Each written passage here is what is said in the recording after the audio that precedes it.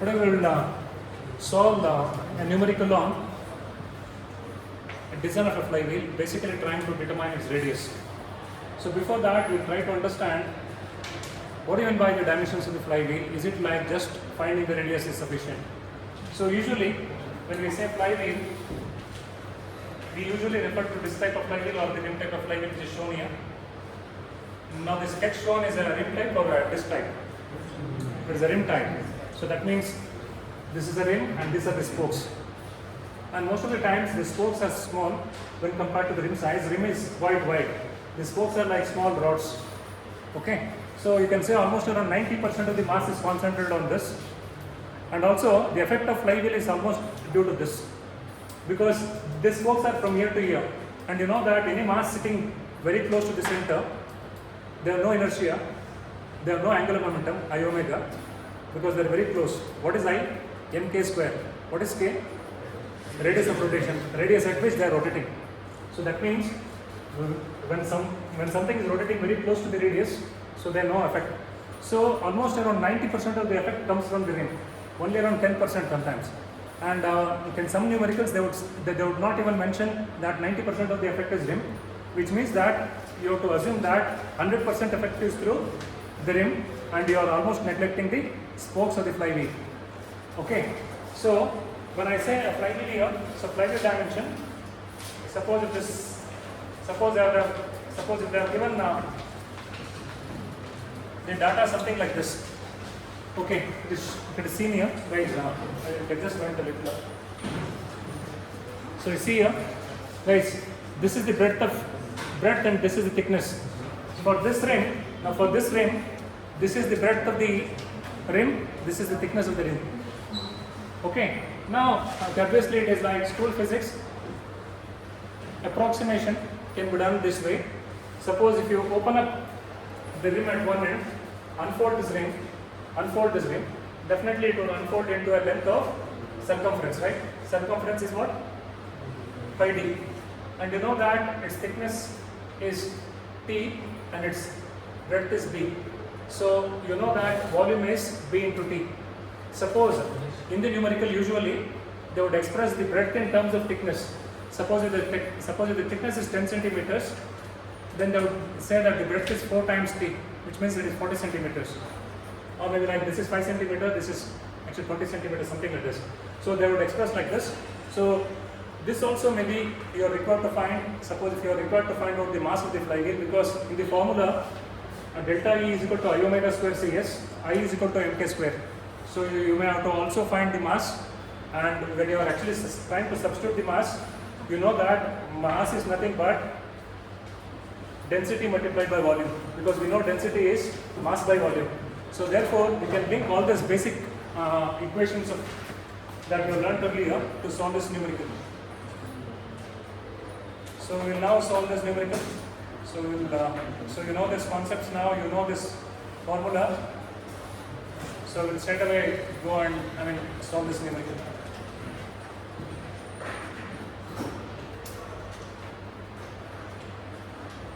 Okay. Now what we are saying is a multi-cylinder engine. A multi-cylinder engine is to run at a constant load at a speed of 600 rpm. As we actually read the problem, let us write down the data. What does this 600 refer to? Does it refer to omega or omega 1 or omega 2? Omega, this is the average speed, which is 600 rpm. Okay, and then on drawing a crank effort diagram. So crank effort diagram refers to this diagram. So this is 0. This is the mean torque. Okay. So on drawing the crank effort diagram to a scale of 1 mm is 250 Newton meter. So that means, I think it's usual. Every problem starts the same way. If you are missing this problem, literally that means you don't want to pass. Because almost the problems are the same way. So they're saying 1 mm in this direction. 1 mm in this direction is actually 250 Newton meter. So 250 Newton meter. So that is 1 mm. And 1 mm in the horizontal direction, is actually 3 degree. You know that 3 degree, how do you write it? So you know that pi is actually sorry, pi is 180 degree. So 3 degree is how much pi? So this is radians. So this is radians, this is degrees.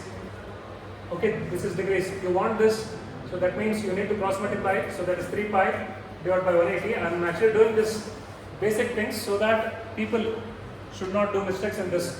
So I want this, so much of degrees. So this 3 degrees is so much of radians. So that is 3 pi by so many radians. So this is 3 degrees is 3 pi by 180 radians. So okay.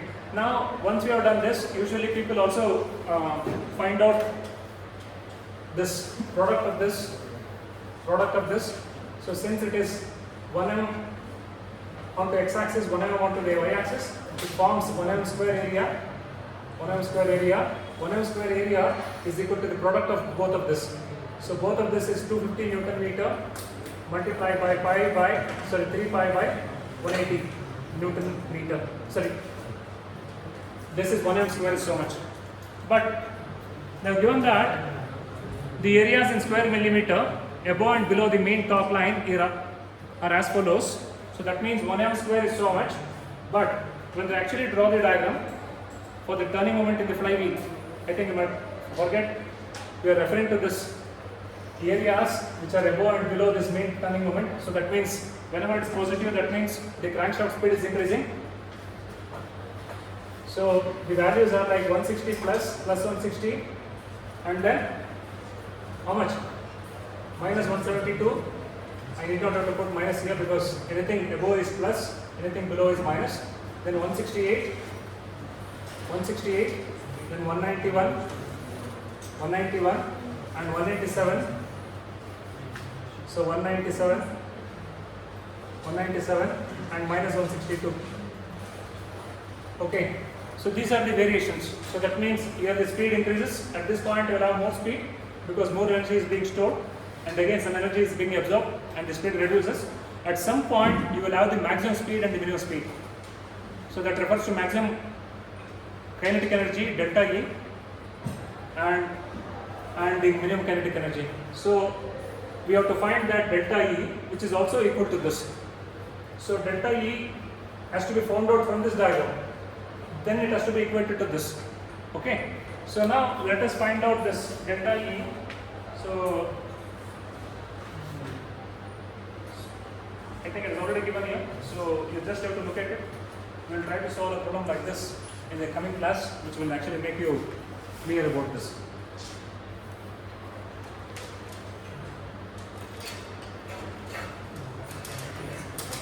Okay, now here let us find out this values here.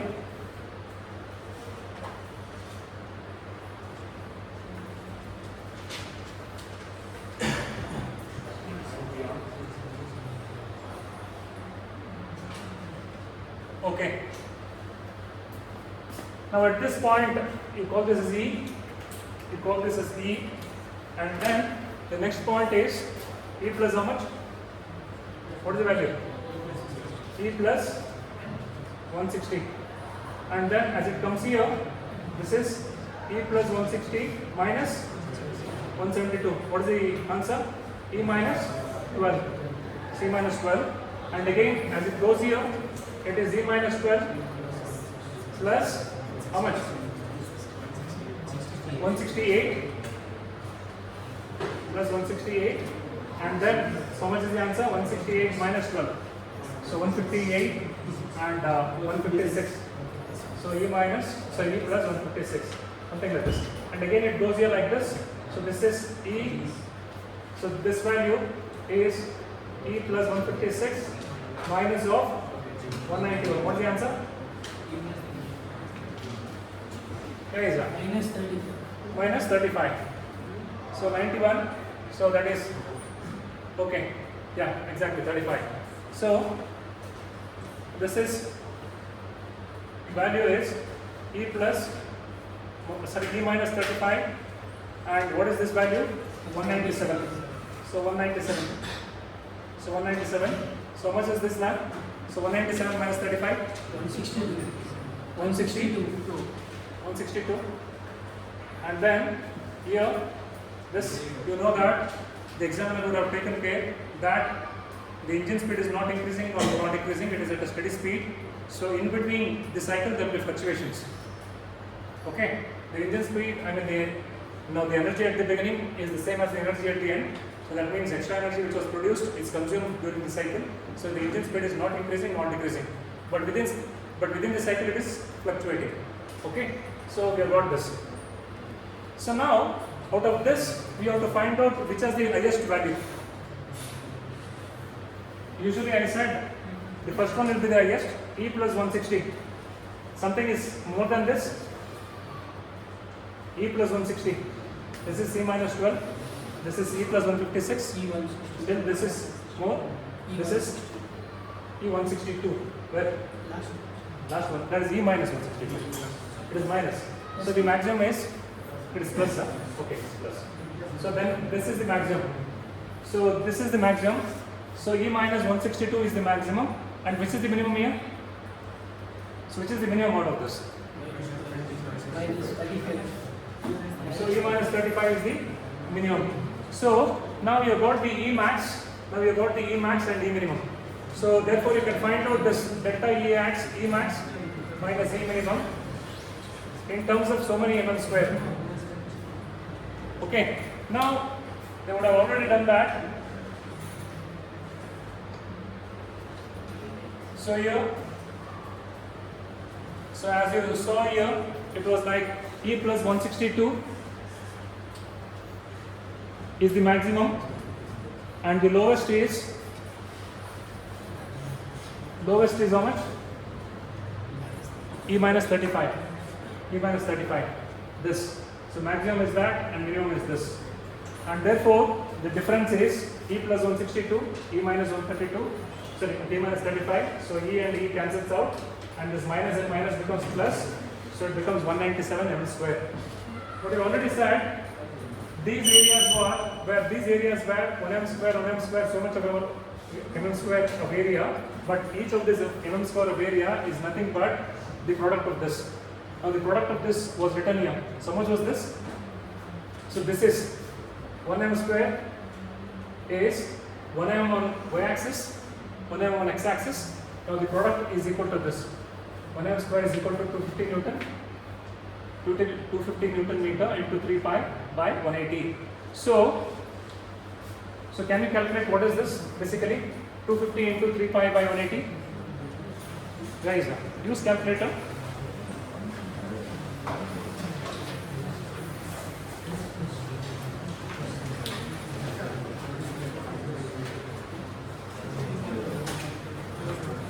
Use calculator. It should be 13.1. This should be 13.1 Newton meter. Each 1 mm square should be 13.1. Is it true? Snatu? 13.08. So 13.08, they have taken it as 13.1 here. So it is 13.1. Okay. So variations in terms of area was given. Variations in terms of area was given. You want to convert that into variations in terms of joules. Joule is what? Newton meter. Okay. So here 13.1 into 187 mm square because each mm square is 13.1 Newton meter. You multiply this and therefore you get it as 2581 Newton meter. This is the difference between the maximum energy and the minimum energy. So this is the variation within the cycle which actually makes the flywheel to fluctuate and have this coefficient of fluctuation of speed. The speed fluctuates because of this fluctuation of energy, and if this I omega square is larger, then this coefficient of fluctuation will be smaller. Okay, so you got this. Now once you got this, so you can understand that you got few terms here. In this, so right now you got this 2581. So you got this 2581 Newton meter. So that is delta E, which is also equal to, let me write this again for clarity. This is I omega square CS. Okay. And what and all was given in the problem. So let me go back to the problem again. What and all was given in the problem? Let me see. So we're going back to the problem. Guys, usually what people do is, without even reading the problem, they would do this. Because it is certain. It is the way the problems have to be solved. So they actually don't even read the full problem. They find out this delta E. Because anyway they have to find it, okay, they find out later. They'll find out what is x-axis, what is y-axis, multiply with these two, and use this, and finally find out delta E. Now, they said that the speed is to be kept within plus or minus 1% of the mean speed of the engine. Calculate the necessary moment of inertia of the flywheel. Okay, have you done in this? Plus or minus 1%, have you done this? So how do you say, once you know this, so much is coefficient of fluctuation of speed? If it is actually plus or minus 1%, how much is CS?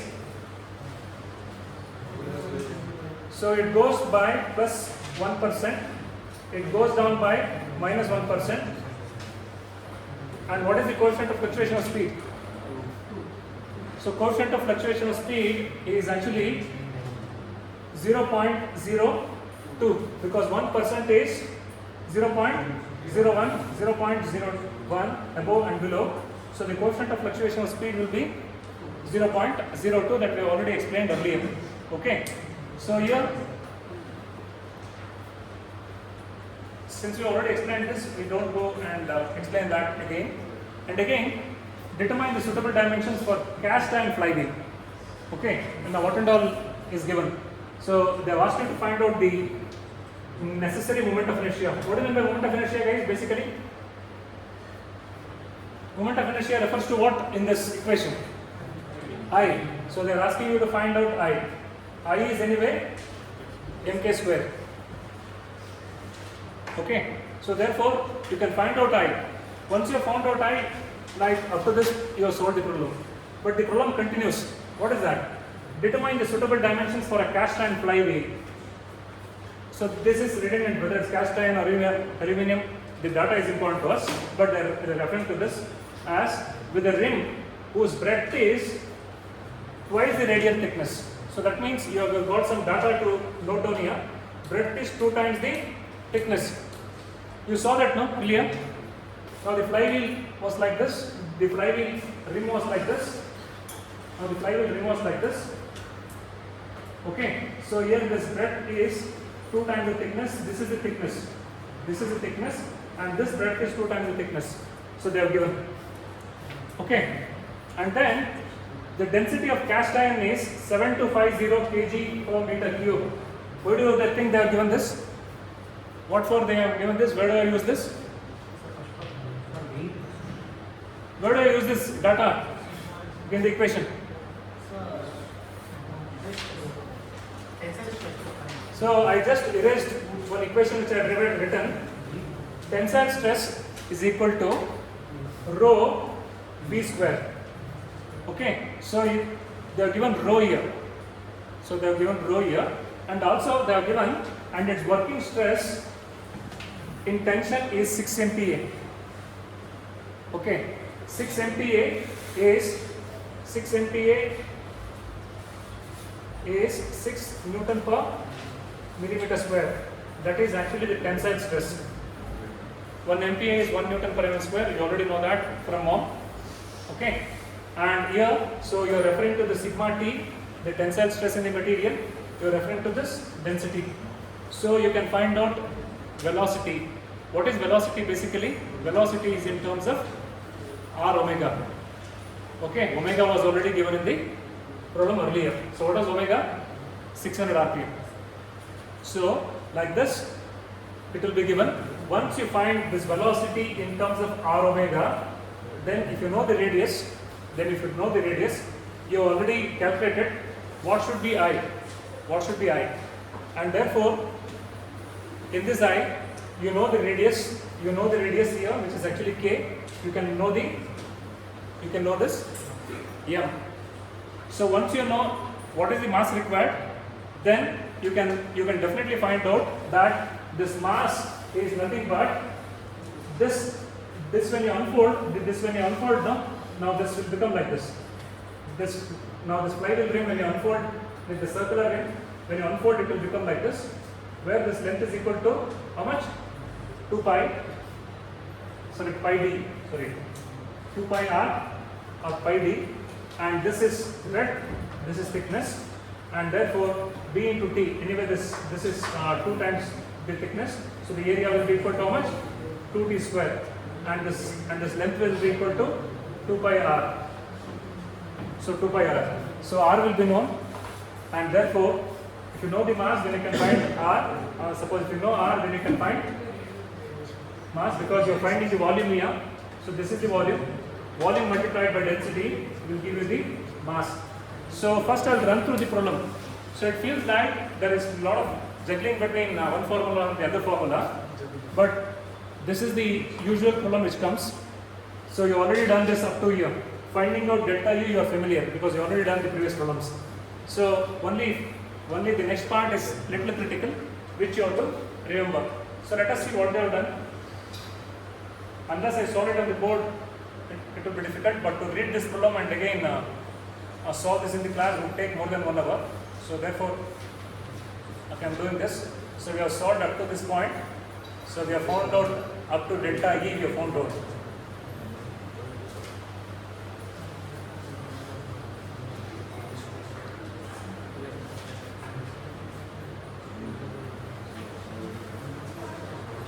Okay, I'm going to erase this now.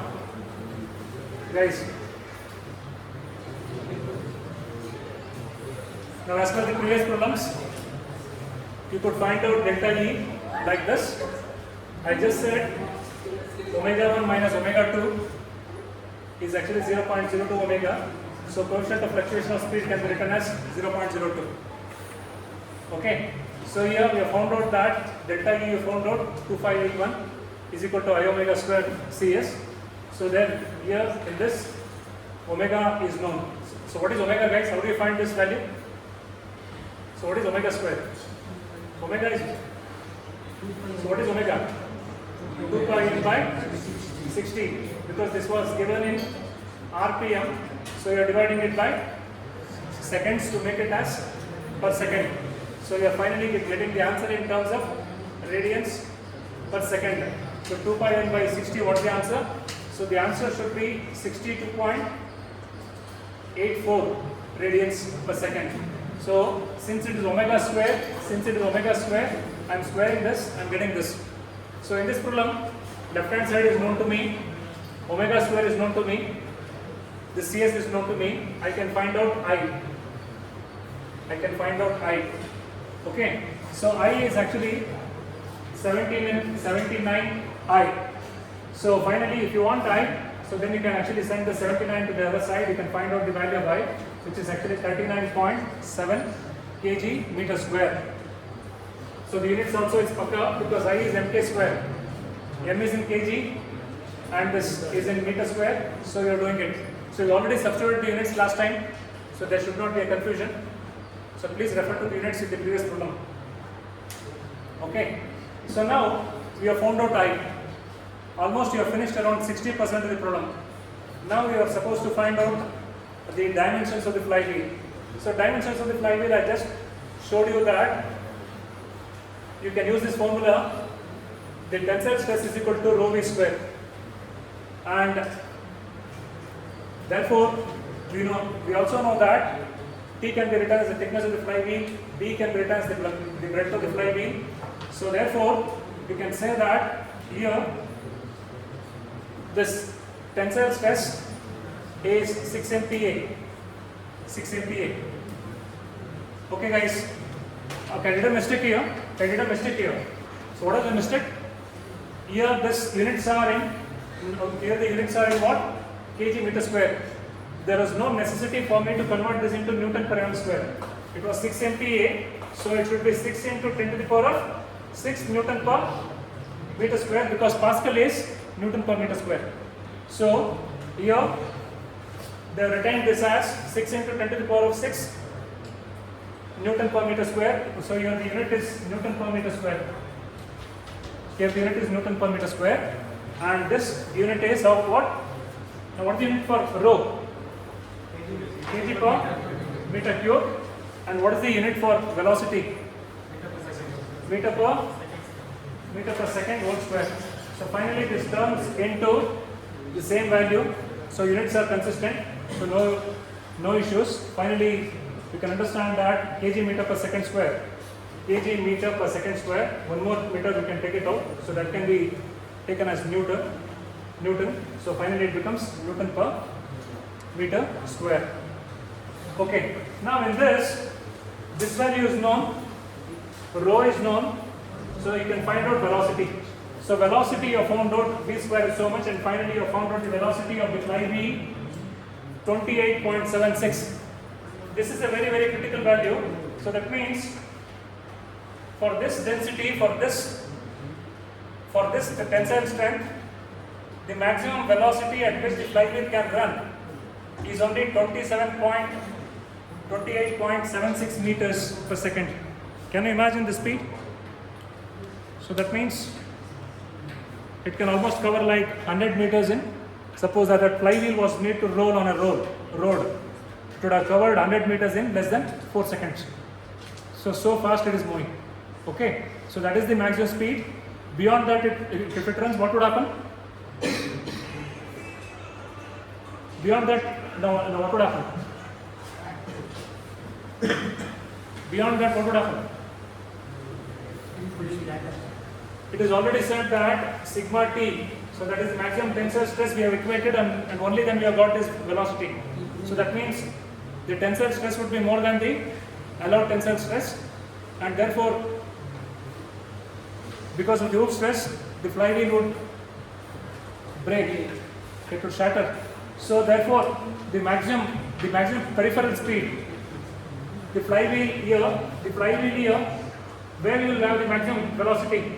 Will it be here? Will it be here? Will it be here? Will it be here? Where? It will be at the periphery. So you are referring to this maximum velocity, which is actually r omega, where r is the radius of the flywheel. So now we have found out that maximum velocity at this point can be 28.76 meter per second. So once I know that, then we also know that the peripheral velocity. So peripheral velocity is, so here the velocity can be written as, I said v is equal to r omega. What is omega? 2 pi n by 60. Okay, so here, so this 2 into r becomes what? Now what does this become? So what is 2r? What is 2 times r? D. So 2 times r is d.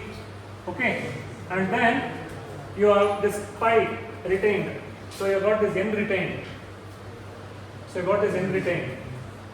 Okay, so finally it becomes pi dn by 60.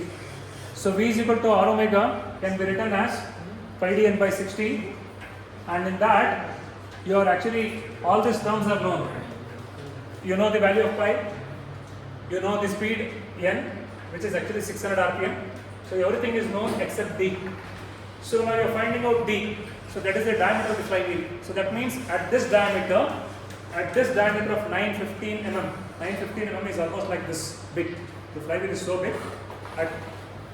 With this flywheel size, with almost 600 rpm, the peripheral velocity will be 28.76, beyond which the flywheel will fail. So you have found out the diameter. Once you have found out the diameter, then in the problem it was given, I think we did not read the last sentence. Anyway, that data is given here. This seems a very big problem. People may feel it would have been given for more than 15 marks. Usually this unit 2 is actually split between gyroscopes and flywheels. So gyroscopes problems are also large, flywheel problems are also large. So therefore we have to give 10 marks and 10 marks for each. So therefore the maximum marks for this is actually 10. Okay, and now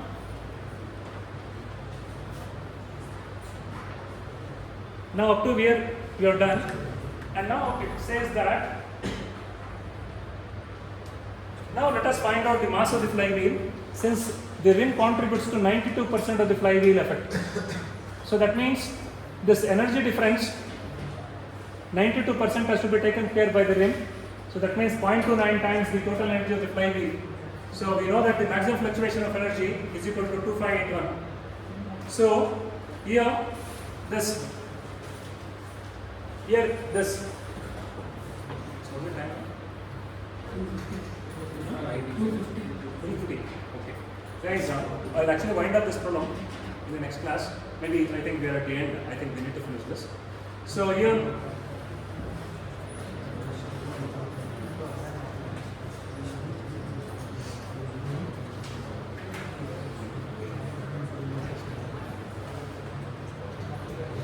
This is somewhere here.